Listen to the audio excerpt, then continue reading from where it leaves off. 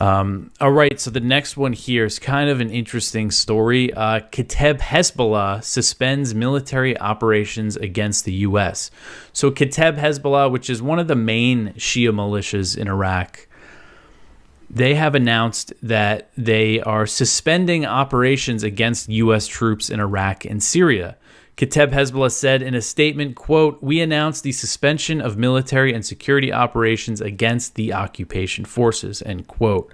The group said that it was suspending these operations because it did not want to cause embarrassment to the Iraqi government.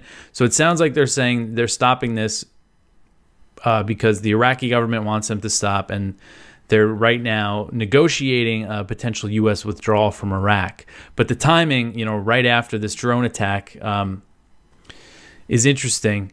And the Pentagon has said it's going to ignore this announcement, which isn't a surprise. They said, actions speak louder than words. American troops are already dead. Now, the U.S. has said that this attack that killed the 3 Americans had the footprints of Kataib Hezbollah, but they have not officially blamed Kataib Hezbollah. Even though, I guess they are blaming them, but they haven't, they haven't showed evidence that they're involved. And it's also, so a lot of these attacks on U.S. bases in Iraq and Syria have been claimed by this group, the Islamic Resistance in Iraq, which is kind of an umbrella group of these Shia militias.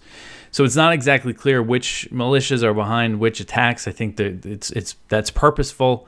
But the U.S. has launched airstrikes against Kataib Hezbollah. So it's a group that they have targeted. They've targeted them, over the past few years quite a bit, and in the recent airstrikes as well. So according to Al Mayadeen, Kataib Hezbollah said that Iran was not involved in its operations.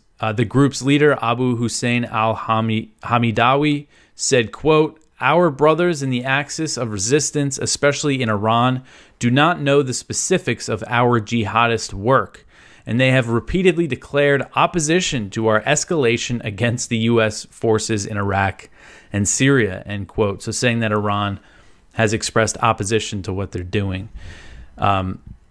So he said Kataib Hezbollah would continue to work to defend Gaza through other means.